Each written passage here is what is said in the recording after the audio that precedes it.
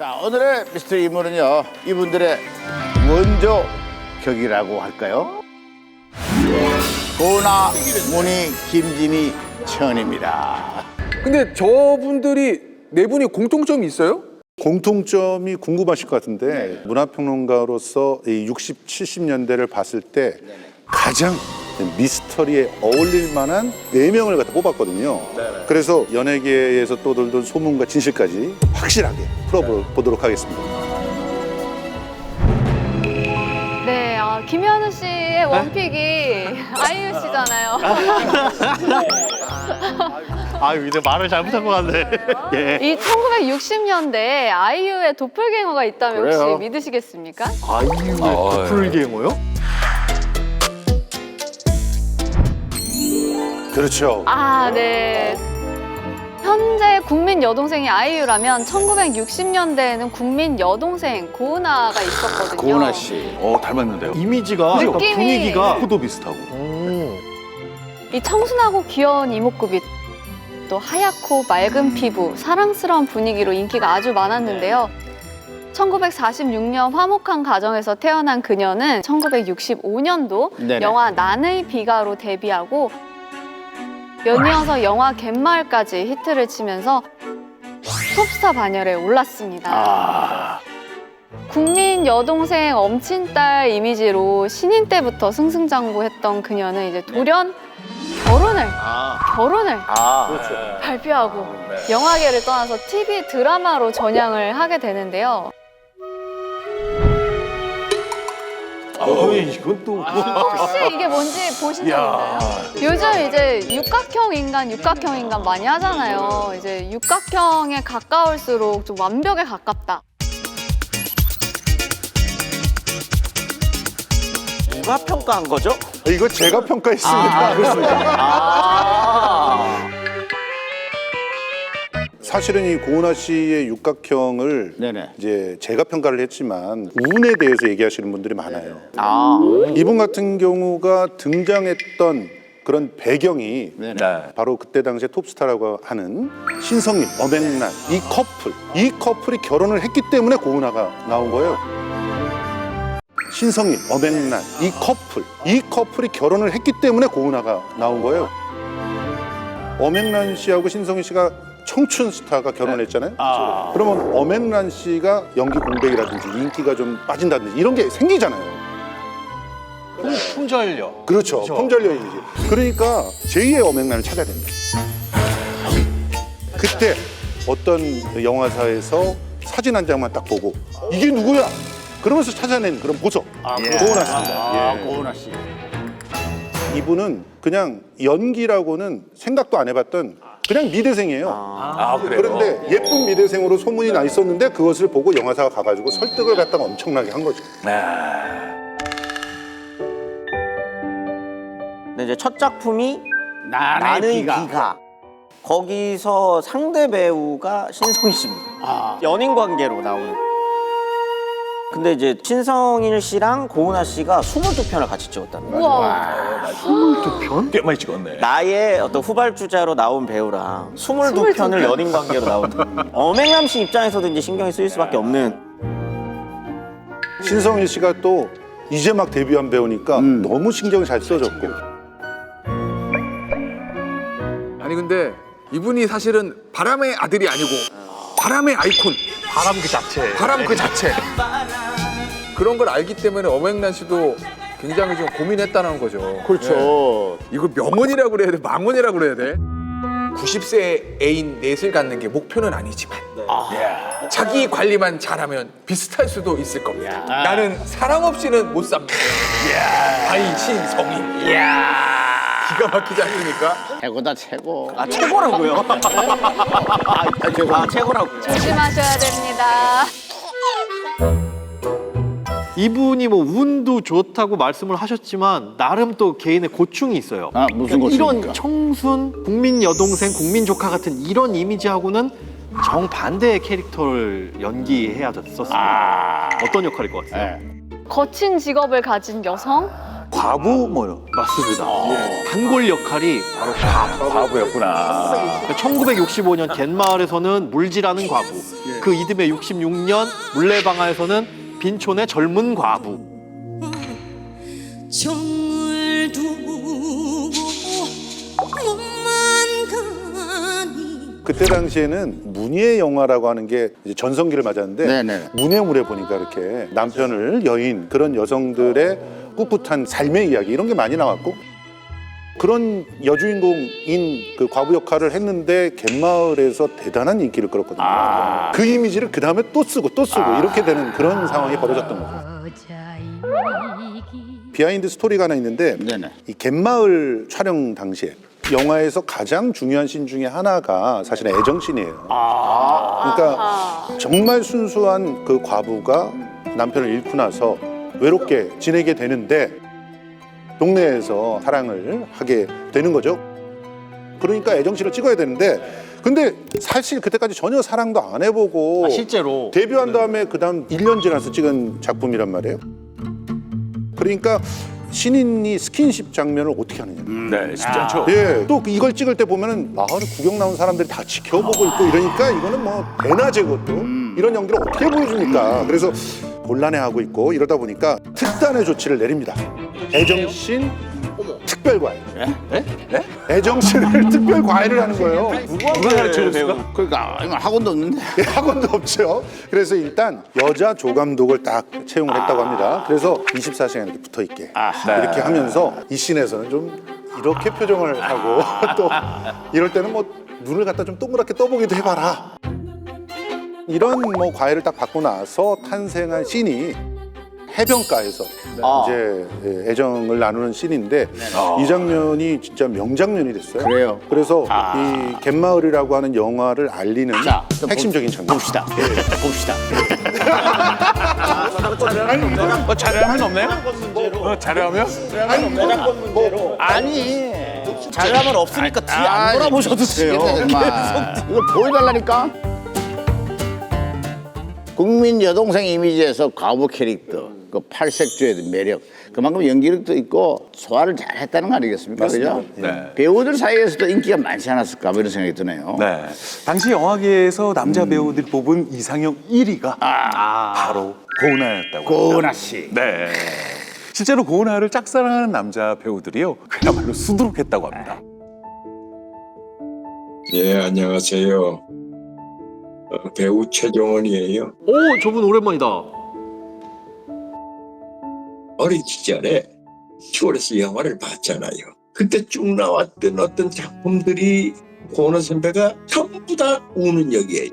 애인인데 버림받고 시부모에게 구박받고 막 쫓겨나고 뭐 이런 역을 하셨는데 그때 어릴 때 제가 생각했던 게 내가 나중에 커서 여자를 만나면은 저런 여자를 만나서 내가 보호를 좀 해줘야겠다. 어머. 내가 보호를 해줘야겠다. 저 당시엔 그럴 수 있을 것 같아요. 보호 본능을 일으키는. 그게 하나의 여인상이 됐어요. 내 마음의 여인상.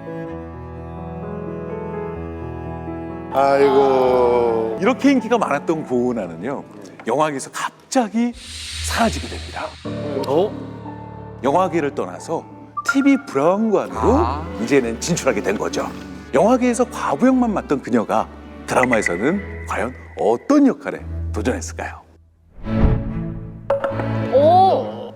유경수 여사. 예. 유경수 여사. 야. 사실은 유경수 여사 역할을 여배우가 한다는 건 좋은 이미지를 가지고 있는 영부인이기 때문에 잘하면 본전이고 못하면 네가 어딜 뭐 이거거든요. 그렇죠. 근데 지금도 사진 보시면 좀 비슷해요. 그러니까 워낙 목선이 예쁘시고 한복이 잘 어울린다. 요거 때문에 이제 드라마 PD가 계속 쫓아다녔다는 거예요. 유경수 여사 역할 하자고. 결과적으로는 저게 대박. 그러니까 역대로 가장 잘 어울리는 유경수 여사 역할이었다는 평가가 좀 있다고 합니다. 그런데 드라마 전에 이미 이 두 분이 만난 적이 있었어요. 의외의 인물이 그 두 분의 만남을 성사시켜줬는데 바로 이분입니다. 앙드레김. 이 고은하 씨가 당시에는 이제 모델로 여기에 이 참석을 하시게 됐고 유경수 여사는 그 패션쇼의 귀빈으로 참석을 하셔가지고 이때 만남이 이루어졌는데 일단 이제 용기를 내서 이제 영분이 오셨으니까 인사를 건네게 됐는데 유경수 여사가 한국 여성의 자랑이십니다. 한복 드레스 입은 그 자태를 딱 보고 감탄을 하셨다고. 고은하 씨는 연예계 생활 중에 그날이 가장 설레고 떨렸던 상황이라고 합니다. 영화사랑 출연료 문제로 좀 갈등을 겪던 일이 있었는데 막 옥신각신하고 있던 와중에 한 남자가 딱 들어와서는 달라는 대로 그냥 줘! 달라는 대로 그냥 줘! 끝! 정리하고 나가버리잖아요. 그리고 어느 날 이제 영화 촬영 도중에 갑자기 위경련이 와가지고 굉장히 아프고 힘든데 뭐 영화사 직원들을 그러거나 말거나 촬영을 강행해버렸습니다. 그런데 여기서 앞서 말씀드린 그 남자 또 등장합니다. 나타나지 촬영 취소해! 이야. 바로 그 한마디에 진짜로 촬영이 바로 취소됩니다. 그 왕자님 도대체 누구였나요? 누구십니까? 그 왕자님이 이제 네네. 고은하 씨의 남편분이 되는 거예요. 아, 그래요? 오. 가장 잘 나가던 영화사, 합동영화사 합동영화사로 많이 의 들어봤습니다. 대표 곽정환 씨. 합동영화사라는 곳 자체가 되게 유명한 곳이에요. 네, 유명한 지금도 영화사. 유명한 곳이고 이때 배우 박중훈 씨가 네네. 나중에 영화배우 하고 싶어가지고 합동영화사 앞에서 빗자루질하고 야, 이게. 했다는 이야기가 있을 정도로 네. 든든하다. 기다려 아저씨. 근데 결혼을 하고 나서 자기 신세가 여왕에서 무수리로 전락했다. 아, 그래요? 이런 고백을 하셨어요. 왜요? 왜냐면은 예. 남편은 워커홀릭이에요. 그러니까 그야말로 충무로의 대부가 될 만큼 정말 일을 열심히 하셨던 분이고 네. 그리고 자기는 이제 집안일은 기본적으로 해야 되죠. 네. 그런데 남편이 일을 갖다가 막 던져주기도 하네. 일을? 이를 던져줘. 내가 이거 좀 못한 게 있는데 이거 좀 해줘. 그리고 집에서 그렇게 기획회를 많이 해요. 아이고 미치는 거지 그러면. 이러면은 사실 부인의 입장에서는 거기에 먹이기도 해야 되고 또 뭐가 부족한 게 없나 이런 거 돌아보기도 해야 되고 네네. 그러면 영화사 직원들 되게 미안해 하잖아요. 그때 저 지금은 이제 무술이에요 이러면서 농담을 했다는 그런 얘기가 이게 있어요. 무슨 소리예요? 이제 뒷바라지 하고 있다는 거죠. 그러니까요. 근데 사실 그 1970년대는요 책받침에 누가 들어가느냐 그게 여배우들의 인기의 척도였어요. 80년대도 그랬어요. 예, 당대를 대표하는 배우들이 많았지만 고은하파 또 한 분 있습니다. 문희파. 문희파. 예, 솔직히 저는 예. 누구예요? 문희파. 그 눈치를 보세요.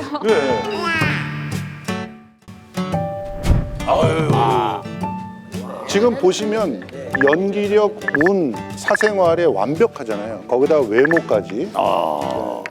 그리고 유년 시절에 좀 넉넉한 집안에서 이렇게 자랐던 분이고 해가지고 근데 성격 문제는 조금 이따가 얘기 드리고 위험한데. 이경규 선배님의 픽 배우 문희님에 대해서 제가 조사를 좀 해봤는데요. 1947년에 태어난 문희 씨는요 18살에 영화 흑맥으로 데뷔를 했고요. 1세대 트로이카로 문희, 남정임, 윤정이 중 가장 인기 있는 배우로 꼽히기도 했던 문희는요 1968년 미워도 다시 한 번으로 신파영화 붐을 일으키는데요. 하지만 1971년 결혼과 함께 은퇴, 6년간의 짧은 배우 생활로 팬들이 아쉬워했습니다. 야, 6년.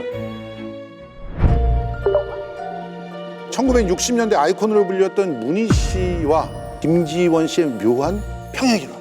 네. 그래요? 이 두 분의 공통점이 바로 눈물입니다. 눈물. 김지원 씨가 이제 눈물의 여왕이라고 하는 드라마로 히트를 쳤는데 눈물 연기 너무 잘하셨잖아요. 문희 씨도 스크린계에서 눈물의 여왕 하면은 바로 문희 씨를. 그랬어요. 한때는 얼마나 빨리 우느냐도. 그렇죠. 네. 한수영 씨도 이 눈물 연기 눈물 연기 최고지. 청춘시대에서 많이 우셨어요. 많이 울었어요. 큐 하면은 얼마 만에 흘리실 수 있으세요 눈물? 네, 큐 들어가기 전에 이미 밥 먹을 때부터 침울하게 먹어요. 일부러. 네, 너무 신나면 울 수가 없으니까 밥 먹을 때부터 약간 침울하게 먹거든요. 그렇다면 이 문희 씨 눈물의 여왕인 문희 씨가 눈물을 흘리는데 걸리는 시간은 몇 초였을까요? 바로입니다. 그러니까 큐 하면 그냥 심지어 그 문희가 초우라는 영화 있거든요. 여기에서 이제 남편 잃은 연기를 할 때 그 눈물 연기가 너무 좋아가지고 감독이 1시간 동안 끊지 않고 계속 촬영을 했다고요. 이 정도면 거의 탈수증이 걸릴 정도일 것 같은데 그 감독이 이제 그때 당시에 얘기를 하기로는 그 장면은 문희가 아니라 슬픔이 그대로 서 있었던 순간이었다. 그래서 문희의 영화를 보면 이 대사 없이 유독 울고 있는 눈물 흘리는 그런 롱테이크 장면들이 유난히 많습니다. 이게 이분이 당시에 신드롬이 있었다는 거예요. 문희 신드롬. 문희가 나오는 영화가 개봉을 하면 사람들이 줄을 섰다는 거예요. 영화도 안 봐. 그냥 문희 나온다. 그냥 그래서 어떤 영화 포스터들은 문희 주연 써놓고 문희 얼굴만 갖다 박아요. 그래도 영화가 됐다는 거예요. 어느 정도. 야. 아니 그냥 문희 씨를 보는 거야. 그렇죠. 보고 있으면 행복한 거야. 스토리가 보고. 문희 씨가 주연했던 영화 중에서 전 국민이 보지 않아도 웬만하면 제목 등 다 아는 영화가 있어요. 뭐죠? 미워도 다시 한번. 이 노래 자체가 유명하잖아요. 그죠. 남진 씨 노래.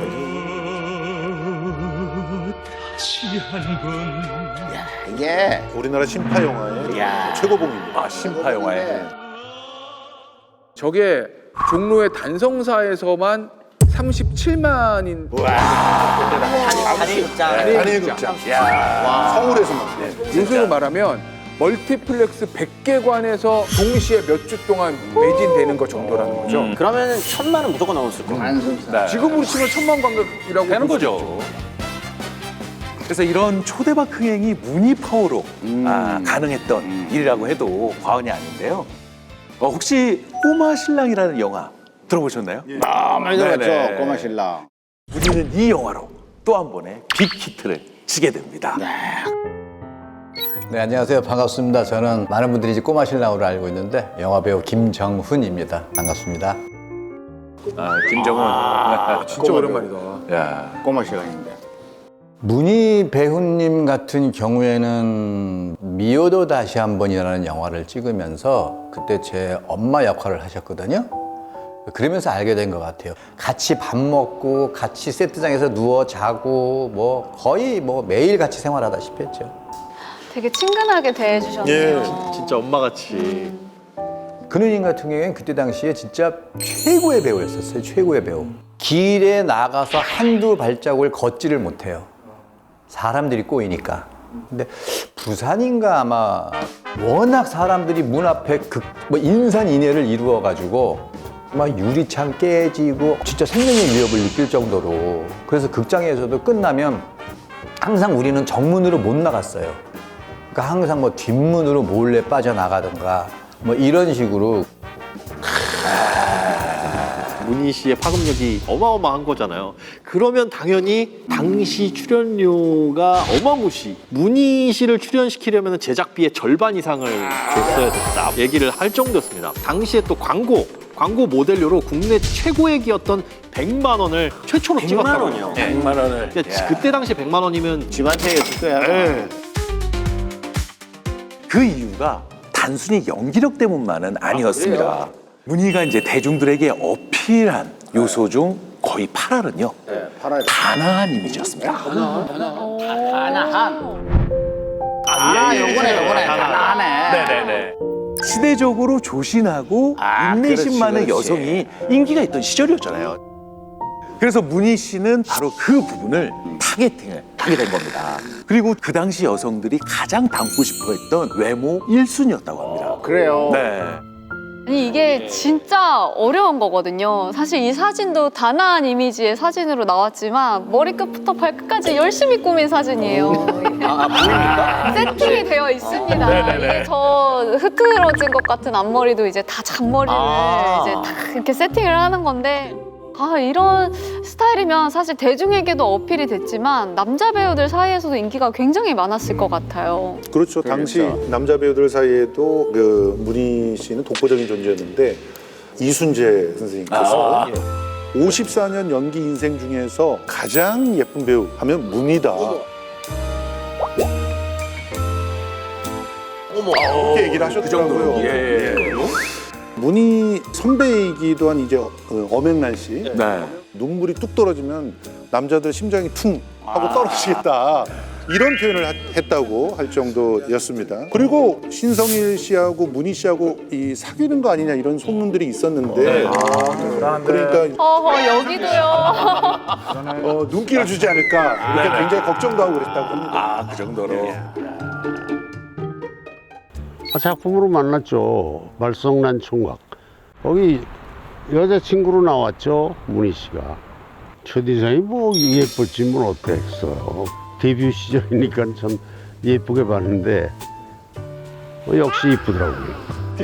표현이 그냥 다 첫인상 예뻤고 데뷔라 예뻤고. 기승전 예쁘다. 네, 다 예쁘다로 그냥. 지금 은퇴한 나훈아 씨하고 문희 씨를 두고 싸우는 영화가 하나 있었지. 풋사랑이라는 거. 근데 그때 아이고 문희 씨하고 저 잔디밭에서 뭐 빛 뿌리고 찍는데 내가 좀 굳었던 것 같아. 너무 예쁘시니까. 그런데 원래 이제 인기가 많으면 반대로 다른 소문들도 있잖아요. 또 충분히. 그렇죠. 바로 이제 괴담. 왜 괴담? 이게 괴담이 있었는데 문희 씨가 촬영장에서 거의 웃질 않았는데 가끔 크게 웃는다는 거예요. 근데 갑자기 촬영장에서 쿵 이런 소리가 나요. 촬영장에 조명 같은 게 떨어지거나 없어지거나 이런 촬영장에서 사고가 난다는 거예요. 그러니까 어떤 소문이 났냐면 안 웃던 문희가 촬영장에서 웃으면 사고가 난다. 이 얘기는 진짜 말씀하셨던 대로 문희 씨가 너무 조용하고 정말 몰입을 하는 거예요. 완벽주의자인 성격이 있다 보니까 우스갯소리가 괴담으로 이어진 케이스 같더라고요. 그래요. 그리고 이 성격 부분에 제가 이렇게 많이 낮췄던 많이 부분이 깎으셨던데. 이게 이제 촬영장에서 후배를 잡돌이를 한다. 아 진짜 셀럽니 캐릭터구나. 한 번 딱 촬영하면 끝날 건데 계속 막 그 촬영을 더 해야 된다고 그러면서 문희 선배 때문에 밤마다 긴장을 해서 숨도 못 쉰다, 잠도 잘 못 잔다, 뭐 이런 소문들이 퍼졌다는 거죠. 소문인 거죠. 예, 그렇죠. 실제로는 특히 후배 배우들을 굉장히 잘 챙겼고, 그래요? 그리고 군데군데 긴장 풀어준다고 장난도 많이 치고 이런 성격이었다고 합니다. 제가 이제 어떻게 보면은 애잖아요. 어린 아이니까 잠자는 게 소원이었었어요. 매일 밤을 새다 보니까 아이들이 막 고생하는 거 보면 안쓰럽잖아요. 그래서 잘해주시지 않았나 싶어요. 그렇죠. 옛날에는 이 세트장이라는 게 추웠기 때문에 옛날에는 배우들이 이 망토라고 그래요. 그런 거를 맞춰서 입고 다녔어요. 워낙 추워서. 그러면 이제 촬영할 때 워낙 졸려 하니까 저 이렇게 무릎에 누워서 재워주고 누나 거는 덮고 막 이렇게 안쓰러웠나 봐요. 그렇게. 성격 좋으신데요? 이분이 의리파랍니다. 의리파로 굉장히 알려져 있는데 엄앵란 씨랑 이 문희 씨가 신성일 씨의 중년 연장에 잡기 위해 복습을 한 적도 있고. 아니 뭐 후배를 잘 챙기고 저 어리까지 있고 아주 완벽한 배우예요.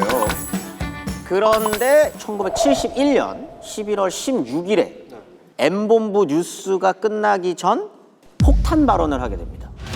문희 씨가 뉴스에 나올 정도 범죄 아니면 본인이 직접 1971년 11월 16일에 M본부 뉴스가 끝나기 전 폭탄 발언을 하게 됩니다. 문희 씨가 뉴스에 나올 정도 범죄 아니면 본인이 직접 뉴스를 통해서 했던 말을 이제 국민 여러분, 저는 이제 연예계를 떠납니다. 은퇴 선언이었는데 멋져. 근데 이제 단순히 은퇴가 아닙니다. 결혼? 네, 결혼 소식을 같이 같이 그냥. 알리게 된 겁니다. 그러면 당연히 그럼 누구랑 하지? 그러니까 엄청 관심이 갔을 거 아니에요. 누굽니까? 장강재라고 하는 분이 있는데 한국을 대표하는 언론사 중에 부사장이자 재벌가 사람이었습니다. 하객 규모는요 무려 2,000명이 왔고요. 2,000명이면 그때 당시 2,000명이면 뭐 어마무시하죠. 고은아, 김지미, 최은희, 엄앵란, 신성일 등 연예 대상. 톱스타가 다 참석한 빅 이슈가 될 수밖에 없었습니다. 아니 스케일이 너무 큰데요. 이 정도 스케일이면 웨딩드레스도 혹시 얼마나 되는 드레스예요? 웨딩드레스? 이게 미국에서 맞춤 제작한 겁니다. 그래요. 춤제자. 헐리우드 여배우도 입어보지 못했을 정도의 명품 드레스. 보석 장식도 있고, 이건 이제 이탈리아, 프랑스제 원단, 일일이 손으로 만든 장인들이. 이게 1억 6천 정도. 그때 당시에 평균 월급이 한 5만 원에서 10만 원이었으니까 일반 직장인들이 15년, 20년 모아야 될 돈. 그리고 이제 그 문희 씨는 이 장강재 부사장이 재벌인지 몰랐다고 합니다. 촬영을 위해서 이제 차를 타고 가는데 네. 운전기사가 자꾸 뒤를 힐끔힐끔 쳐다봤다는 거예요. 기분 나쁘지 않았다고 합니다. 그래서 이제 서로 이제 연애를 했는데 예. 알고 봤더니 이분이 장강재 씨인데 문희 씨를 너무 좋아해서 운전을 배워서 본인이 그 차를 타고 운전을 해줬다는 거죠. 와, 진짜. 그렇게 교제를 시작하고 6개월 만에 결혼합니다. 하지만 1993년에 그녀에게 시련이 닥치게 되는데요. 항상 다정하고 잘해줬던 남편인 장강재가 간암으로 아내를 떠나게 됩니다. 남편의 죽음으로 큰 충격을 받게 된 문희는요. 네네. 칩거 생활을 하면서요. 그 아픔을 감내했다고 합니다. 문희 씨는 좀 다사다난한 시간도 있었던 것 같은데 네네. 요즘은 또 어떻게 지내고 계실지 궁금한데요. 정진석 의원, 이분 선거운동에 참여를 한 적이 있어요. 이영애 씨랑 진짜 절친이래요. 그래요. 저 문희파였던 사람으로서 잘 계신다고 하는 좋으네요. 그죠? 언젠가 뭐 저희 프로그램에 한번 나와주시면 좋을 듯 한데. 아이고 괜찮네요. 자, 사실 1960, 70년대 배우를 그리워하는 팬들 중에 이분의 근황을 또 그리워하는 분들이 많을 거예요. 아니, 상당히 아름다우신데 옆을 보니까 아니 진짜 성격은 다는 굉장히 고평가를 해놓으신 건 외모가 탑인데 성격하고 사생활이 안 좋은 거면 이거는 여배우한테 치명적인 건데 사실. 제가 그럼 먼저 김지미 씨에 대해서 브리핑을 한번 해드리도록 하겠습니다. 1940년 부유한 집안에서 태어난 그녀는 1957년 영화 황혼열차로 데뷔를 했는데요. 1958년 히트작 별아 내 가슴에로 스타대열에 합류. 전성기에 돌연 결혼을 하지만 4년 만에 이혼을 하게 됩니다. 이렇게 무려 4명의 남자와 만남과 헤어짐을 반복하면서 이제 구설수에 시달렸던 배우지만 자타공인 1960년대 그리고 70년대를 주름 잡았던 정말 최고의 배우시죠. 한국의 엘리자베스 테일러. 그러니까 기본적으로 굉장히 서구적인 그런 외모에 팔색조 같은 매력들을 다 갖고 있다고 해서 지금 여기 언급되는 배우들 중에서 배우 생활 제일 오래예요. 거의 최근까지도 배우 생활을 했다고 해도 과언이 아닌 그야말로 영화계 대모라고 볼 수 있고요. 연기력이 다소 낮게 평가돼 있던 게 이제 이분이 연기를 못했던 게 아니라 이제 초기에 이 60년대 이제 목소리가 좀 낭랑하고 맑고 이런 분들을 좋아했어요. 그리고 그때는 후시 녹음 시대잖아요. 그러니까 목소리가 좀 약간 허스키하고 이러면은 아유 성우 쓰지 뭐 이런 시기였거든요. 그러다 보니까 자기의 매력을 충분히 보이지 못하고 오히려 80년대 이후에 연기력이 더 아주 돋보이게 되는 분이고요. 이분이야말로 또 외모 때문에 연기력이 평가가 안 되는 케이스예요. 너무 예쁘면 연기 못하는 것처럼 보이시잖아요. 이렇게 사진도 아름답지만 어린 시절부터 이미 그 외모는 이제 전설적인 미모였다고 합니다. 그러니까 배우가 되기 전에서부터 뭐 거리의 스타라고 불렸는데 이 아까 서울극장 앞이 핫플레이스였다 그랬잖아요. 이분이 다니던 학교 앞이 그 당시엔 핫플레이스. 여기 얼굴 한번 보려고 줄 서가지고 기다렸다는. 원조 일장. 원조. 얼굴 한번 보려고 달려온 그 몰려든 학생들이 얼마나 많은지 당시에 선생님들의 주요 일 중 하나가 그 몰려든 남자애들 쫓아내는 거예요. 당시에 근데 지금 같은 경우에는 뭐 SNS를 통해서 야 어디 여학교에 학생 진짜 이쁘더라 뭐 이렇게 소문이 날 수 있잖아요. 그때 당시엔 그런 것도 없는데 그냥 진짜 입소문으로. 와. 그래서 종로잖아요 이쪽이. 그 종로에 누가 한 명이 갑니다. 누가 또 가요? 누가요? 당시에 이제 영화 감독이기도 했었고 스타 메이커라고 불리셨던 김기영 감독이 이분을 찾으러 종로 쪽으로 갔는데 어떤 한 학생을 보고 직감을 하는 거죠. 아하, 저 친구구나. 너무 이뻐서. 길에서 아 쟤구나. 너무 이뻐서. 확신의 너다. 그래서 이제 창혼열차라고 하는 영화로 초고속으로 이제 데뷔를 하게 되고요. 이제 김지미 씨 집에 찾아가가지고 딸 배우 좀 시키라고. 이게 앞서 이제 고등학교가 핫플레이스였다 그랬잖아요. 이 영화계로 진출하면서 이제 전국구가 됩니다. 정치인, 재벌 2세 이런 분들이 이제 집 앞에까지 줄을 서가지고 기다리는. 일부는 진짜 결혼하지 않으면 낙선을 끊겠다 이러면서 극단적 행동까지 실제로 암시해서 경찰이 출동하는 일도 벌어져가지고. 아니 근데 도대체 어느 정도로 아름다우시길래 경찰까지 올 정도로. 와. 아 이게 진짜 엘리자베스 테일러 비슷하게 나왔구나. 그리고 새 사진도 다 분위기가 다르잖아요. 그쵸. 새 사진이 다 분위기가 달라요. 예, 그게 너무 팔색조예요, 진짜. 그런데 이제 신인 배우 김지미한테 문제가 생겨요. 너무 이뻐서. 너무 이뻐서 문제가 생기게 아니 왜냐면 막 이제 신인 배우로 데뷔해가지고 막 자리매김해가는데 영화판에서 김지미라는 배우를 꺼려하는 거예요. 당시 오디션 보잖아요. 그럼 감독이랑 제작자 딱 보고 너는 탈락. 딱 이랬다는 거예요. 왜? 어떤 고민이 감독이랑 제작자가 있는 거였냐면 당시 관객들이 영화를 보는데 한 2시간 하면 김지미 얼굴 이러고 보느라고 보고 나오면 영화를 기억을 못해요. 집중이 안 된다는 거예요. 김지미보다 끝났어 영화가. 그러니까 감독하고 제작자 입장에서는 좀 부담스러운 거고 또 하나는 다른 여배우들이 다 질투라는 거예요. 한성희 씨 같은 분들이 그럴 수도 있죠? 질투 나죠? 어떻게 그럴 수 있어요? 쟤만 의상이 이쁘고 왜 쟤만 분장이 예쁘고 왜 쟤만 조명이 저기가 좋아. 그렇지. 한때는 뭐 촬영장에서 이런 문제 때문에 김지미 씨하고 다른 여배우들하고 싸웠다는 소문이 있었죠. 그래서 조금 불이익을 받았다는 거죠. 사실 우리 김지미 씨가 정말 질투를 부르는 외모잖아요. 이 외모가 성형수술로 만들어진 것이다. 그때 당시요? 아 괴담. 시절에 쉽지 않지 않나요? 거지 그때 당시에는 그때 당시 저희 성형 이게 많이 발전 안 돼 있어가지고 그렇죠. 그리고 어린 나이였잖아. 아까 고등학생 때부터 막 그. 근데 정말 이렇게 물어보는 거 보니까 하셨나? 성형수술을 한 것은 팩트입니다. 근데 뭐 어렸을 때 데뷔할 때 막 한 게 아니라 이 목숨을 잃을 뻔했던 촬영장에 사건이 있었어요. 이게 이제 그 사랑이 가기 전에라고 하는 영화를 찍을 때였다고 하는데 오토바이 타는 씬이 있었는데 이때는 배역도 별로 안 쓰고 오토바이를 직접 타게 오토바이 뒷좌석에 앉아서 달리는 걸 찍는 씬이에요. 그런데 오토바이가 뒷차례를 걸려서 넘어지고 아 이게 덜컹덜컹하니까. 15m 이상. 어머.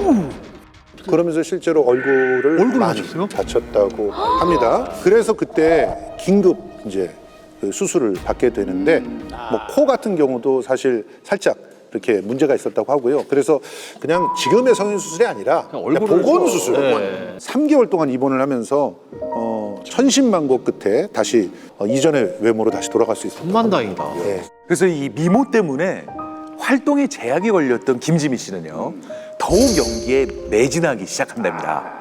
당대의 유명한 다른 여배우들이 다른 로맨스 영화만 찍을 때요 20대 김지미는 할머니 분장을 해서 노인 역할까지 소화하게 된답니다. 그만큼 그 연기에 대한 열정을 보여줬기 때문에 이때부터 그녀의 연기가 확 늘었다는 증언들이 많습니다.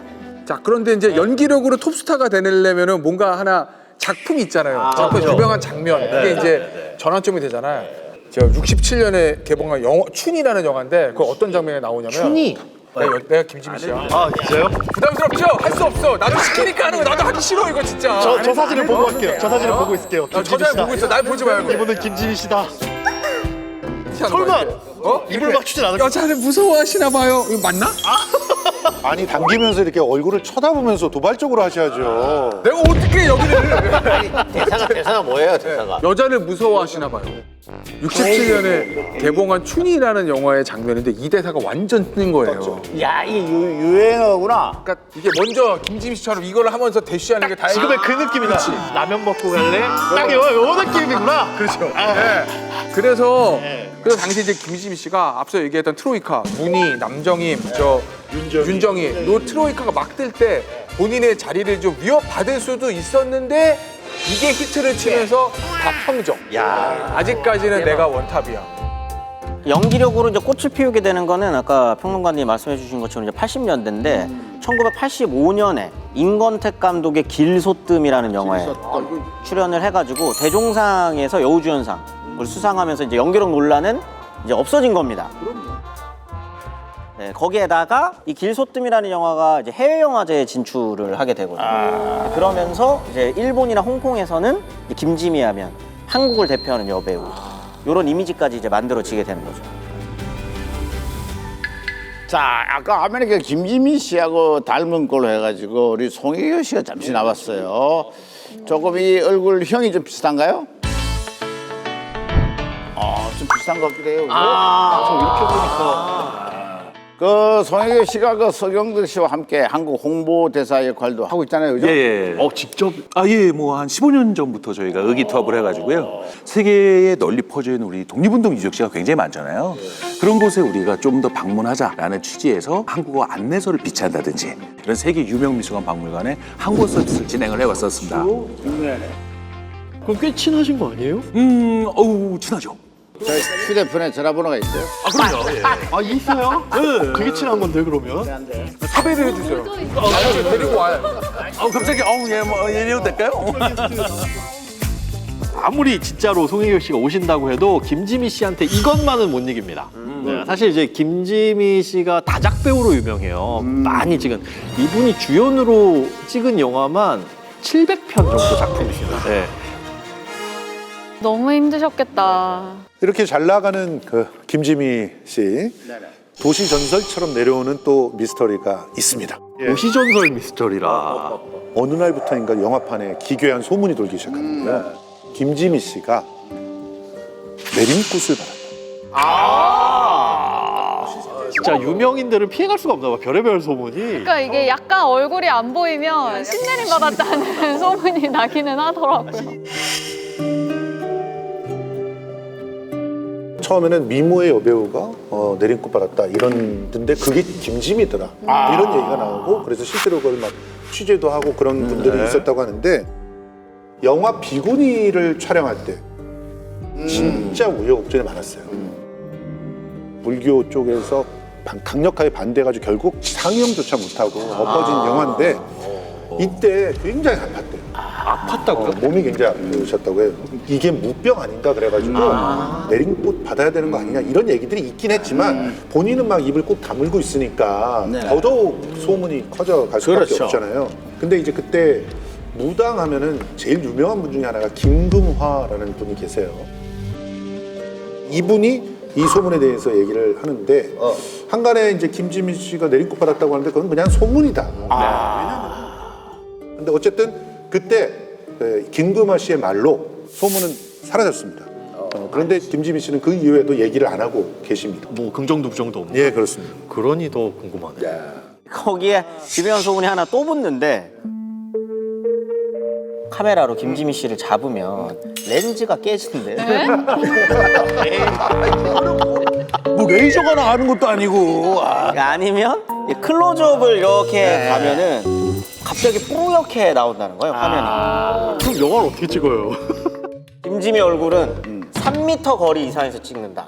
갖다 대면 렌즈가 나가니까. 그렇죠. 이게 필름 시절이잖아요, 그때가. 그래서 김지미 씨가 피부가 유독 밝아가지고 카메라 감도랑 조명이 잘 안 맞아서 그럴 수도 있다라는 말이 있습니다. 근데 이런 게 보면은 김지미 씨뿐만 아니라 이제 문희 씨도 그렇고 워낙 그런 뜬 소문들이 너무 많잖아요. 한승연 씨도 좀 있나요? 저는 북에서 내려왔다는. 진짜요? 충격적인데요? 아닙니다. 네, 절대 아니고요. 또? 네, 아버님이 직업이 좀 특이하세요. 이제 검을 만드시는 분이시거든요. 검이요? 네, 그래서 검을 만드시는데 직업이 특이하다 보니까 이게 사실은 그 집안이 재벌 명문가더라. 역시 아닙니다. 그것도 아니고. 저 북에서 내려오지 않았어요? 오해 마세요. 소문이 무성한 배우에게 스캔들도 무성했던 거예요. 김지미는 4번의 결혼과 4번의 이혼으로도 굉장히 유명합니다. 그렇죠. 네. 과거 결혼과 이혼에 보수적이었던 상황이었잖아요. 그럼요. 그러다 보니까 김지미의 행보는 그야말로 파격적이었습니다. 우선 그녀의 첫 번째 남편은 당시 그 영화계 거장으로 통했던 홍성기 감독님이십니다. 예, 멋있어요. 30대 중반의 노총각이었던 그는요, 김지미에게 첫눈에 반해버린 거죠. 고작 20살밖에 안 된 그녀에게 결혼하자고 고백하면서 들이댔답니다. 네. 근데 이제 김지미 또한 노총각 감독에게 상당히 끌렸다고 합니다. 내게는 대단히 높은 지위에 계신 분이었어요. 이런 분이 나를 사랑한다고 하니까 그 이상 더 좋은 것이 없는 것 같더라. 왜냐면 영화계 쪽에 일을 하고 있으니 감독님을 너무 좋아한 나머지 서둘러서 결혼식을 올리게 됩니다. 4년 만에 그 사랑이 식어버렸습니다. 아, 24살에 그럼 일단 돌싱이 되신 거예요?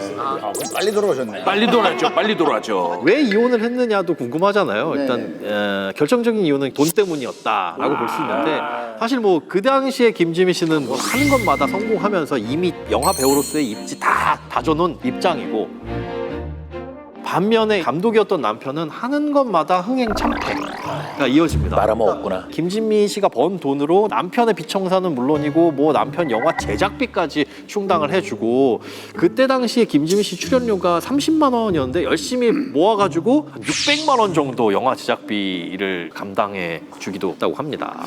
근데 저는 돈 때문만은 아니었던 것 같아요. 김지민 씨는 그때 너무너무 바빴는데 정말 외로웠다 이렇게 얘기하거든요. 실제로는 남편의 외도 때문 아니었냐. 그때 4년밖에 안 됐는데 외도 소문이 돌아. 처음에 코웃음 쳤죠. 내가 김지민인데. 그랬는데 이게 이제 사실이라고 이제 알려지게 되면서 야, 내가 이렇게 열심히 돈 벌어봤자 누구 화장품 값 되는 거 아니야. 내가 이걸 왜 해? 충격이다 그러면. 아, 근데 24살에 그걸 깨닫기가 쉽지가 않을 텐데. 그러니까. 예. 김지미 씨가 두 번째 결혼으로 뉴스에까지 나오지 않았습니까? 유명한 사건이죠. 자, 이게 당시 신문 기사거든요. 최무룡, 김지미 양 씨 구속. 피의 사실 시인. 수갑 차고 그 잡혀가는 사진이에요. 아, 이게 수갑이에요? 김지미 씨는 이제 돌싱이지만 최무룡 씨는 강윤실 씨라는 또 대배우하고 부부 관계였고. 부부 관계가 유지되고 있는 상태인 거죠. 그러니까 이른바 이제 간통이라는 거고. 지금은 아닌데 당시에는 간통이 있었고 간통죄가 벌금형이 없었어요. 바로 실형. 두 사람은 검사실에서 웃으면서 한 쇠고랑을 찾다. 그러니까 수갑 차고 이제 행복해하는 모습들이 있으니까 당시에 사람들이 속된 말로 빡친 거예요.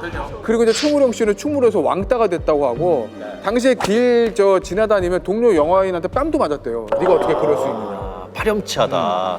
영화 촬영으로 붙어있는 시간이 많았다고 해요. 그러다가 서로 자연스럽게 가까워졌다고는 하는데, 하지만 이게 충격적인 게 뭐냐면 그 최무룡 씨 아내가 출산을 한 지 한 10여일 만에 남편의 바람 사실을 알게 됐다. 이거 얼마나 충격이셨겠어요. 이때 전처였던 분이 낳은 아들이 최민수 씨입니다. 부모님이 이제 이혼을 하신 거잖아요. 그래서 할머니 손에 자랐다는데 아버지는 1년에 한두 번 정도 만나는 게 다고 어머니는 심지어 고등학교 넘어서 만났답니다. 처음 할머니 손에서 자라면서 외롭게 자라셨었던 거죠.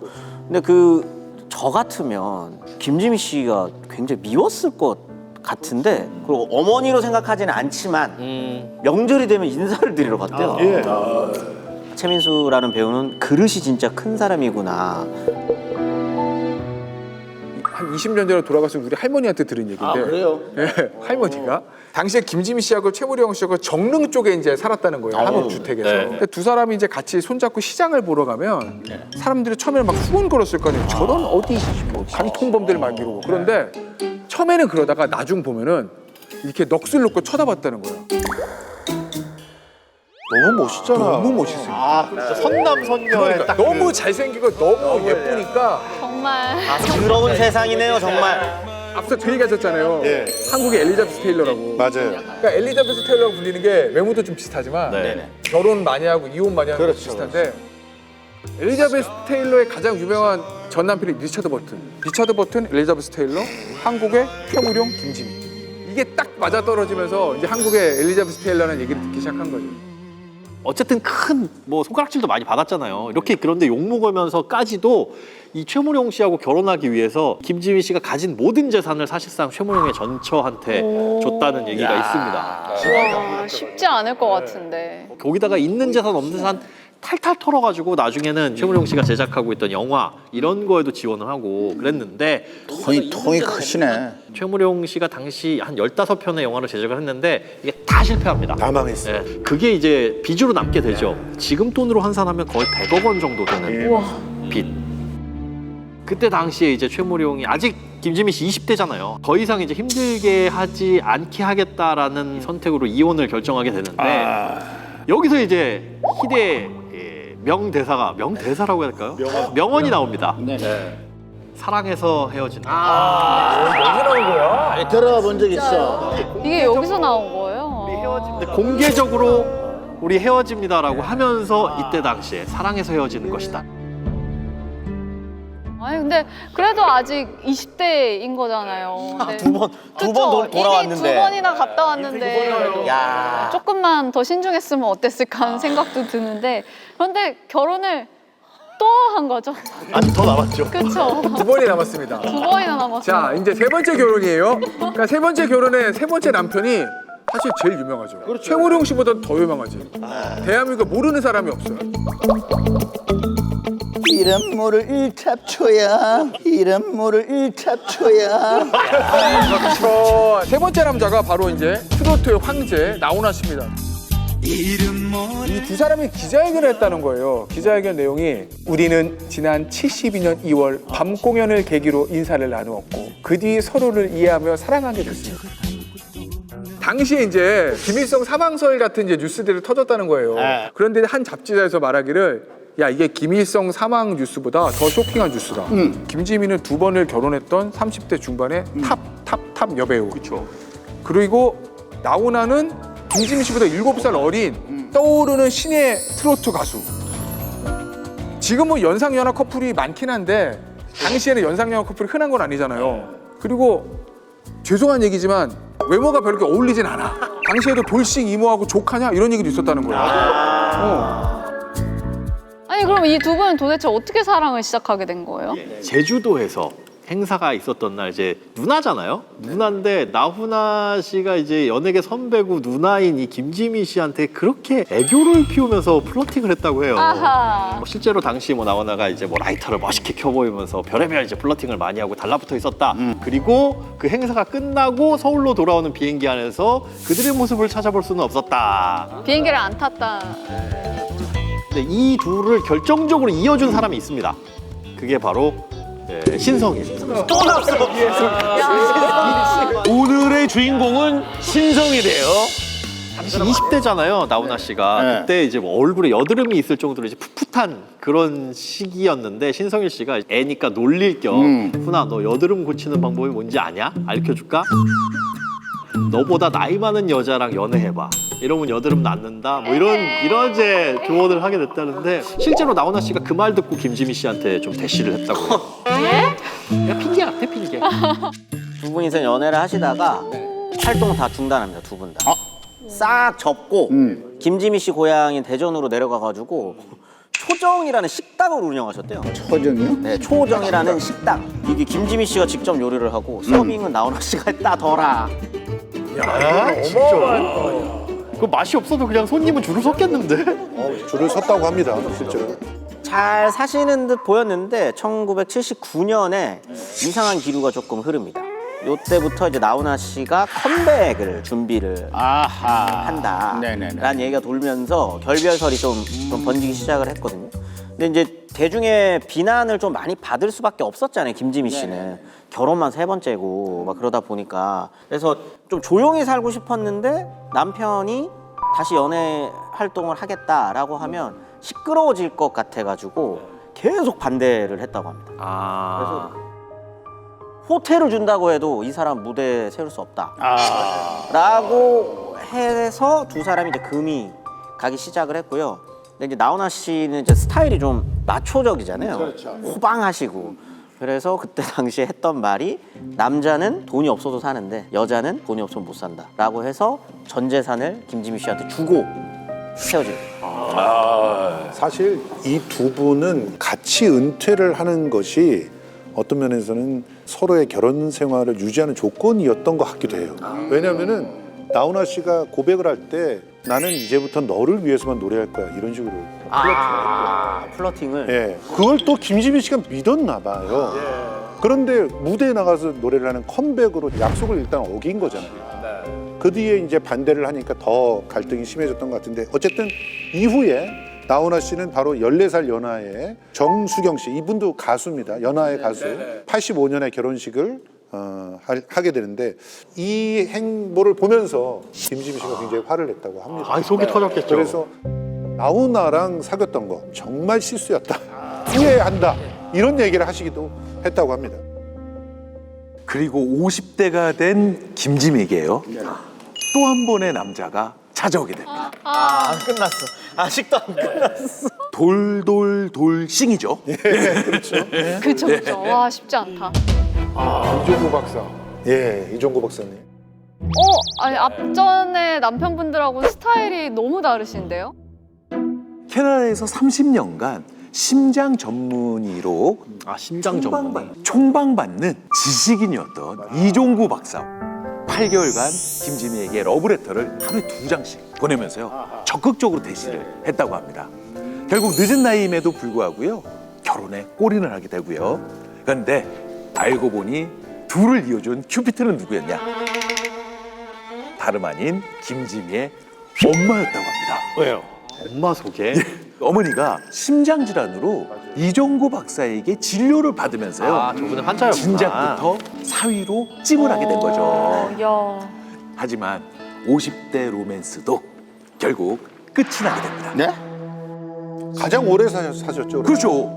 11년이라는 결혼 생활을 마치고요. 이혼을 또 하게 되는데 공식적으로 성격 차이라고는 알려져 있는데요. 별거 중인 남편인 이종구 박사가 어린 여성과 외도를 하게 됐다는 소문이 나기도 했었습니다. 그래서 이제 김지미는 이 4번의 결혼이 모두 끝난 후에요. 잘생긴 놈이나 똑똑한 놈이나 남자는 다 똑같다. 어린 놈도 하나 있었습니다. 그래요? 아, 그렇지. 그래야 맞아. 잘생긴 놈이나 어린 놈이나 놈놈놈이네요, 진짜. 우린 뭐 하는 놈이야? 떠드는. 우리 떠드는 놈이 그렇게 명언을 남기고 이제 소문이 더 안 날 줄 알았는데 갑자기 뜬금없는 소문이 또 돕니다. 또요? 김지미 씨가 사망했다. 이 이야기가 인터넷 뉴스에 떴었던 갑자기? 거예요. 근데 장례식장 사진을 같이 네? 인터넷 신문에다가 이제 띄운 거죠. 그래요. 뭐야, 이게? 왜 갑자기? 그 김지미의 사망설은요. 터무니없는 가짜 뉴스가 만들어낸 괴담이었습니다. 이렇게 뜬금없는. 네. 하지만 그녀의 인생을 둘러쌌던 소문과 의혹들은요. 아직까지도 상당 부분 미스터리로 남아있는 것들이 많습니다. 맞습니다. 배우에게 달아다니는 소문이 뭐 있기 마련이지만 이분의 인생처럼 소문이 많고 미스터리한 분 없을 듯합니다. 사진 한번 보시죠. 최은희 씨. 야, 운이 없는 걸로 갑자기 확 들어갔어요. 이분보다 더 우는 사람은 없어요. 연기력은 최고인데. 사실 우리 최은희 씨를 보면서 전지현 씨를 떠올리는 분들이 의외로 많아요. 일단 이게 기럭지 때문입니다. 그러니까 전지현 씨도 신인인 시절에 긴다루 테크노 춤 추던 거 다 기억하시잖아요. 최은희 씨도 키가 160 중반대로 알려져 있는데 그때는 굉장히 큰 키였다고 하죠. 처음부터 굉장히 주목받고 스타 반열에 올라선 그런 배우다 이렇게 볼 수 있겠죠. 1926년에 태어난 최은희는 1942년에 16세로 데뷔 후에 로맨스 빠빠, 사랑방송님과 어머니 영화들을 히트시켰는데요. 대한민국 여인의 고전미를 대표하면서 대중적인 인기를 누리게 됐습니다. 그 당시 이 최은희의 인기를 한 방에 설명해주는 사진이 한 장 있습니다. 마릴린 먼로가 왜 같이 있죠? 6.25가 끝난 후에 마릴린 먼로가 주한미군 위문 공연을 위해 한국에 방문했던 겁니다. 어. 군부대 위문 공연 스타로 자리 잡았던 최은희가 직접 마릴린 먼로를 맞이하게 됩니다. 배우 최은희 씨 하면 누구나 아는다 그 명작이 있잖아요. 그렇죠. 이 대사를 들으면 다 알 거예요. 뭐 아저씨 계란 좋아하오. 그게 이거구나. 이게 1961년에 개봉했었던 사랑방손님과 어머니. 이때 입소문을 타면서 요즘 말로 이제 N회차 관람. 배우 덕질의 시초가 바로 이 사랑방손님과 어머니. 이렇게 인기 절정에 이제 최은희 씨에게 라이벌이 있습니다. 아 김지미 씨. 김지미 씨입니다. 최은희 씨가 이제 한창 주가를 이렇게 쫙 올리고 있는데 이제 김지미 씨가 어린 나이에 데뷔를 해가지고 치고 올라온 거죠. 그 두 배우가 정면 대결을 했었던 영화가 있습니다. 아 그래요? 네. 최은희 씨가 출연했었던 거는 제목이 성춘향이고요. 김지미 씨가 출연했었던 건 춘향전, 춘향 대결. 우리나라 영화사에 기록되어 있는 라이벌전이에요. 당시에 또 홍성기 감독이라고 하는 당대 최고의 흥행 스타, 그리고 미국에서부터 영화를 배웠다고 하는 신상옥 감독, 이 둘이 딱 붙는 세기의 대결. 예. 그런데 이상하게 포인트가 언론에서는 김지미 편을 좀 들어주는 거예요. 아니 무슨 30대 중반에 춘향이가 있냐, 춘향이라면 어려야지, 이러면서 이제 최은희 씨를 약간 비아냥대는 그런 기사들이 많이 나왔어요. 그리고 김지미의 이 그 춘향전은 제작비가 넉넉해가지고 촬영도 막힘없이 진행을 하고 그랬는데 최은희, 신상옥 이 커플의 그 춘향전은 정말 돈이 없어가지고 미군 부대 가가지고 필름을 갖다 이렇게 구해다가 와가지고 자투리 필름 갖고 찍었들. 불리한 싸움이었네요. 누가 이겼을까요? 돈을 잘 쓴 쪽이 좀 춘향전이 우세하지 않았을까. 돈이 다가 아닙니다. 아 그래요. 오. 뚜껑이 열렸는데 대반전이 일어나서 최은희 씨가 이깁니다. 그때 당시 이제 영화 관계자의 말에 따르면 터져도 이렇게 터질 수 없다. 좋겠다. 그리고 심지어 이것 때문에 김지미 씨의 춘향전은 간판을 내리는 거예요. 그리고 성춘향은 장기 개봉, 장기 상영. 객관적으로 홍성기 감독의 춘향전은 좀 낡은 스토리텔링, 그리고 신상옥 감독은 기술적으로도 아주 화려한 영화적인 호평도 같이 주게 됐고요. 그 김지미 씨와 최은희 씨 이 두 분은 이제 나이 차가 있음에도 불구하고 신경전을 많이 벌였었습니다. 그래서 관계자에 따르면 모든 여배우들에게 관대했던 분이 최은희 씨인데 김지미 씨한테는 굉장히 혹평을 했다. 그런 얘기가 나올 정도로. 예. 당대 최고의 톱스타였잖아요, 역시. 그러다 보니까 이제 주변에 또 남자 배우들도 그 얘기 안 할 수 없죠. 관심을 엄청 보였을 것 같아요. 주변이 문제야, 주변이 항상. 최은희 씨 같은 경우에는 그 누구보다 사실은 이 사랑을 표현하자면 위험한 사랑이라고 표현할 수가 있는데, 이제 갓 20살 넘긴 최은희 씨한테 끈질기게 접근하는 남자가 있었습니다. 아 그래요? 촬영 감독 김학성 감독인데 나이 차가 10살 이상 나거든요. 그뿐만이 아니라 처자식이 있는 그 돌싱남이었습니다. 그러다 보니까 엄마 같은 경우는 울면서 말리는데 그 반대에도 불구하고 결혼식을 올리고 결국 이제 최은희 씨 아버지는 결혼식에 참석 안 한. 끝까지 반대를 했습니다. 이렇게 어렵게 결혼을 올렸으니 이 두 분 참 행복하게 오래오래 잘 살았을까요? 그렇지 못했을 것 같아요. 살았으면 좋겠다. 어느 날 촬영장에 한쪽에 멍이 든 상태로 이제 나타납니다. 급하게 오다가 넘어졌어요 라고 얘기를 했는데 뻔히 상상이 되시죠? 남편이 손찌검을 한 겁니다. 그러니까 나중에는 이제 그 폭력이 점점 더 심해져가지고 최은희 씨 인터뷰에서 남편한테 맞고 촬영장 나가서 아무렇지 않은 척 그 연기를 하는 것 자체가 너무 힘들었다. 그리고 난 다음에 이혼을 하시는데 최은희 씨는 또 한 번 세상을 떠들썩하게 만드는 김지미 씨를 능가하는 대형 스캔들을 한번 만들어 놓습니다. 아 신상옥 감독. 대한민국 영화계 간통 1호 코프. 어떡해. 감독과 배우가 영화 찍다가 눈 맞았다. 이게 딱 어떻게 보면은 딱 이야기 되기 좋은 그럴 수 이런 이제 있어요, 스토리인 거기까지는. 거잖아요. 네. 그래서 최은희 씨가 영양실조로 한번 쓰러진 적이 있었대요. 그거를 신상옥 감독이 업고 막 병원까지 뛰어가고 병간호도 해주고 막 이랬다는 거죠. 그러면서 서로 로맨스가 일어났는데 문제는 이제 신상옥 감독에게는 부인도 있었고 심지어 자식도 있었어요. 아이고야 이런. 지금도 그렇지만 당시에는 이제 불륜에 대해서 도덕적으로도 더 안 좋게 봤던 거고, 그다음에 간통죄라는 죄도 있었잖아요. 그런데 문제는 이 둘을 간통으로 고소한 사람 누구나? 그래요. 저 배우자 아니겠어요? 저 감독분의 배우자? 아니에요? 김학성 촬영 감독. 아. 가정폭력을 일삼았다는 최은희 씨의 남편. 첫 번째 남편. 그 관계를 알고 나서 고소를 한 거죠. 근데 여기서 또 반전이 있어요. 뭘 또? 김학성이라는 사람이 최은희 씨의 남편이니까 고소를 했을 거 아니에요. 알고 봤더니 혼인신고를 안 해놓은 거예요. 첫 번째 남편이요. 네. 아, 사실혼이었구나. 김학성이라는 사람이 고소한 거는 효력이 없어요. 네네. 그럼에도 불구하고 저 고소를 했던 거는 너희들 망신 한번 이런 게 좀 숨어 있었던 거죠. 사랑하는 사람과 새 삶을 살게 된 채은이는 바로 신상옥과 영화도 제작하면서 행복하게 보내게 된다고 합니다. 하지만 또 불행한 일이 생기게 되는데요. 바로 사랑했던 남편이 다른 여배우와 바람이 나게 됩니다. 정말. 게다가 상대 여배우가 남편의 아이까지 가진 상태였다고 해서요. 진짜 와 정말. 결국 채은이는요 남편과의 이혼을 선택할 수밖에 없게 그럴 되고요. 수밖에 없네. 근데 이거 이혼만으로 끝난 게 아닙니다. 당시에 그 신필름, 신상옥 감독의 회사 이혼 후에 갑자기 망하게 돼요. 이 뒤에 어마어마한 사람이 개입돼 있는데 이 사람이 과연 누구일까? 이게 굉장히 중요해요. 뭐요? 아니 영부인이 영화사랑 무슨 관계가 있길래? 유경수 여사가 최은희 씨의 진짜 팬이었다고 합니다. 그래서 신상옥이 바람을 피워서 두 사람이 이혼을 했다더라라는 소식을 듣고 나서 유경수 여사가 극대노하게 됐고요. 저런 영화사가 있어야 되겠느냐.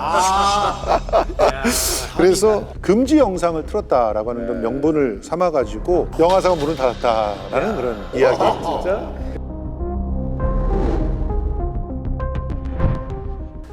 최은희 씨가 이혼 후에도 이제 활발하게 영화계 활동을 하면서 이제 국민 배우로 군림을 했는데요. 그런데 갑자기 이 대한민국의 대표 여배우가 사라집니다. 그리고 이상한 소문이 돌기 시작해요. 맞아요. 대한민국의 최고 스타 최은희가 어떤 남자와 같이 살고 있다. 오.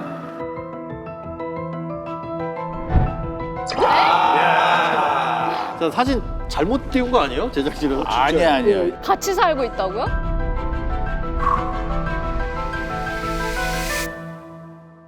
이게 그 유명한 신상옥 최은희 납북 사건이잖아요. 갑자기 사라졌는데 북한에서 김정일과 같이 살고 있다 이런 소문이거든요. 그걸 누가 믿어요? 네. 갑자기. 근데 이제 이게 실제로 본인이 직접 얘기한 적이 있어요. 지인의 권유에 따라 배를 탔어요. 그리고 이동하고 있는데 배가 갑자기 북쪽으로 가는 거예요. 배를 운전하던 사람이 우리는 지금 장군님 품으로 갑니다. 이렇게 얘기를 한 거죠. 그리고 기사를 맞고 한 대 쓰러졌는데 정신 차려 보니까 배에 김일성 사진이 있더라. 그리고 배에서 내렸더니 최은희 앞에 누가 나타났냐? 김정일이 나타났다. 여기서 이제 김정일이 최은희 씨한테 뭐라고 그랬냐? 직접 봐도 제가 난쟁이 똥자루 같습니까? 이렇게 얘기했다는 거예요. 자기를 실제로? 안녕하세요. 신상옥 최은희 부부의 아들 신정균 감독입니다.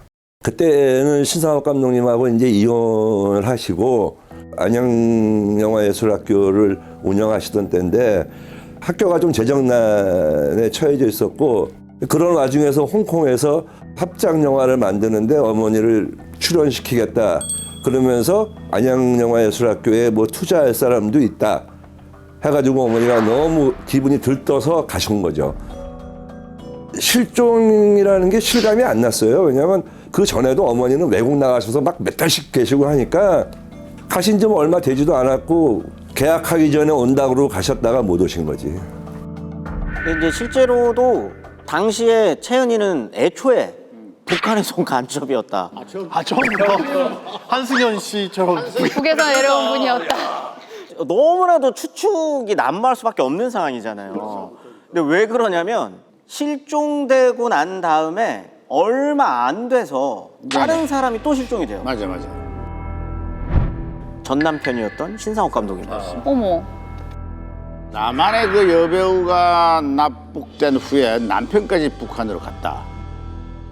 이 월북이라고 심할 수 있는 상황인데 맞아요. 조금 좀 그래요, 그죠? 네. 네. 그녀가 월북했다는 소문에 더 힘을 싣게 된 계기가 생기게 됩니다. 아하. 실종된 채은이와 신상옥이 가족들에게 편지를 보내온 것인데요. 편지하고 카세트 테이프가 왔어요. 거기에 편지와 테이프는 자식들이 안 봤으면 좋겠다라고 어머니 아버지가 얘기했다고, 상처를 받거나 슬퍼할까 봐. 그게 딱 오고 난 다음에는 뭐야, 북한에 있는 거잖아. 그때까지 모르셨었구나. 어디 계신지. 그러니까 실종은 언젠가는 오겠지. 사망 신고만 안 떨어지면 언젠가는 오시겠지라는 딱딱한 그 기대감이 있잖아. 근데 북한이에요. 살아계셔. 다행이야. 근데 영원히 못 만나. 이건 뭐 돌아가신 거나 마찬가지잖아. 이제는 뭐 끝이다. 진짜 고아야. 진짜 고아죠. 진짜 꿈도 희망도 없다. 와, 진짜 얼마나 황당했을까요? 이 편지에 대해서요, 월북이 아니냐는 의심들이 난무했던 이유가 있었는데요. 녹음된 어머니와 아버지의 목소리가 무서움이라고는 전혀 없이 너무나 평안했던 분위기였기 때문입니다. 실제로 채은이는요, 북한에서 호화로운 별장에서 지내면서요, 좋은 먹을거리와 술을 매일 대접받았다고 합니다. 심지어 김정일의 생일 파티까지 초대될 정도였다고 합니다. 이 두 사람이 이제 북한에서 보였던 행보가 사실은 누가 봐도 좀 이상하긴 해요. 왜냐면은 납치됐다고 하기에는 이 남한의 대배우하고 대감독이 갑자기 북한에서 이제 영화를 만들기 시작한 거거든요. 과연 북한에서 어떻게 영화를 만들기 시작했을까? 왜냐면 김정일이 다 알려졌지만 엄청난 영화 강이라는 거잖아요. 최은희 씨 증언에 따르면은 김정일이 북한에서 이제 고퀄리티 영화를 만들기 위해서 신상옥 감독하고 최은희를 납치한 것이다. 뭐 이렇게 얘기했다고 하죠. 근데 아무리 영화를 좋아해도 그렇지 배우랑 감독을 납치해가지고 만든다 안 믿겨지거든요. 근데 그 김정일이 원래 북한에서 맡는 역할이 그런 거예요. 이때 당시에 영화를 만들어가지고 사람들을 설득하고 막 이러는 거를 주로 했었기 때문에 아마 그 용도로 납치했었던 것 같기도 하고. 그리고 실제로 그렇게 신상옥 감독이 영화를 만들 때도 김정일이 엄청난 전폭적인 지원을 해줍니다. 맞아요. 영화 제작 스케일이 뭘 하든 진짜 상상 그 이상인데, 이제 소금이라는 영화에서 소금을 짊어지고 바람이 막 불어야 되는 상황이 있는데 바람이 안 불어요. 그러니까 뭘 했냐? 야, 헬기 띄워. 헬기로 바람을 불었어요. 이것뿐만이 아니라 뭐 신상옥 감독이 기차를 폭파해야 됩니다. 이 폭파신이 있습니다. 폭파신에 대해서 얘기를 하니까 실제로 기차에다가 다이너마이트 실어가지고 진짜 폭발을 시켜버리기도 하고, 전쟁 장면에서 뭐 군인들 이렇게 막 나오고 해야 되는 장면들 있잖아요. 현역 군인 10,000명 동원 그런 것들 보여주고 스케일 엄청나죠? 두 사람은 실제로 월북을 했을까요? 두 사람은 자신들의 결백을 증명하기 위해 정말로 큰 모험을 하게 됩니다. 무조건 조국에 돌아오리라는 생각으로요, 채은이가 쓴 최후의 방법은 뭐였을까요? 바로 김정일과의 대화를 몰래 녹음하게 됩니다. 그래서 지금 바로 그 비밀 테이프의 내용을 한번 들어보시죠. 그래요? 있어요? 영화 자료들 다 붙여보니까 남성에서는 그게 한 가지 고민이 안 오죠. 신감독이다. 그럼 그 사람을 한번 데려와야 되는데 그 신감독을 이용하자면 뭐가 필요한가? 그래서 직접 이야기 된다는 거 아닌가? 신감독을 유인하기 위한 미끼네. 굉장히 그 감시가 철저했기 때문에 저렇게 도청을 한다는 게 쉬운 일은 아니었을 텐데. 목숨 걸고 녹음한 거 아니야? 저 정도면? 최은희 씨가 늘 가지고 다니던 핸드백이 있었어요. 그런데 여기에 손수건으로 감싸가지고 녹음기를 넣어가지고 핸드백에서 뭐 하나 꺼내는 것처럼 하면서 딱 누르고, 이게 이제 자신의 결백을 입증하게 된 건데, 그 수색 다 해야 되는 거예요 원래. 그런데 그걸 안 했다는 겁니다. 그 신상옥 감독이랑 최은희 씨가 영화를 아까 계속 만들었다고 그랬잖아요, 북한에서. 그것도 이유가 있습니다. 큰 그림이 큰 그림. 오, 어떤 큰 그림이죠? 열심히 영화를 만들어서, 좋은 영화를 만들어서 해외 영화제에 나가면 초청을 받아서 가고 그러면 탈출을 할 수 있지 않을까라는 큰 그림이었습니다. 그래서 탈출에 성공했나요? 이제 86년 3월 아주 운명의 순간이 이제 찾아온 건데 오스트리아 빈영화제를 핑계로 나갈 수 있게 된 거예요. 북한 그 감시원들한테 인터뷰하는데도 너네 옆에 있으면 그거 좀 모양새가 안 좋지 않니? 그래 좀 떨어져 있어 달라. 인터뷰하러 나가는 척하면서 튑니다. 택시를 바로 잡고 미국 대사관으로 가서 어떡해. 결국은 성공하게 됩니다.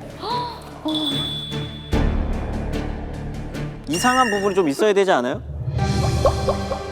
두 분이 이혼한 사이잖아요.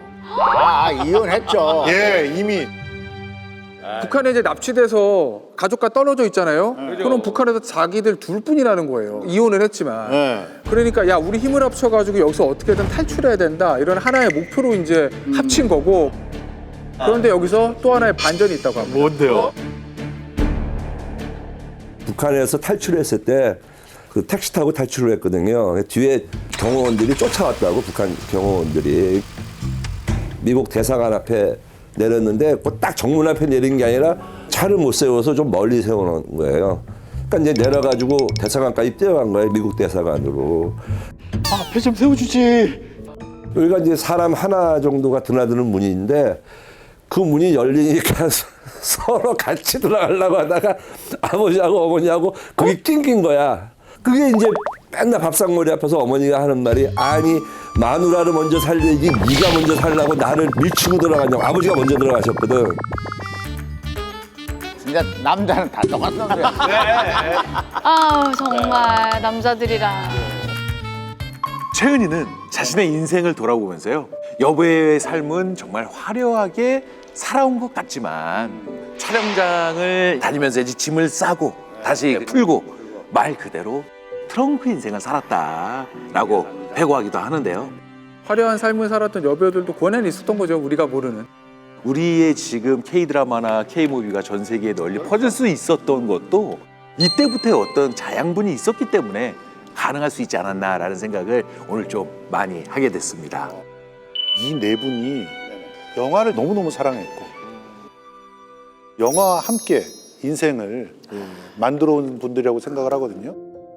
이분들의 노력이 빚어져 있는 영화들을 다시 보게 되면은 우리가 정말 좋았던 것들 그거를 몰랐었구나. 이미 우리한테 좋은 건 다 있었는데 그걸 이제서 세계인들이 발견하게 된 거다.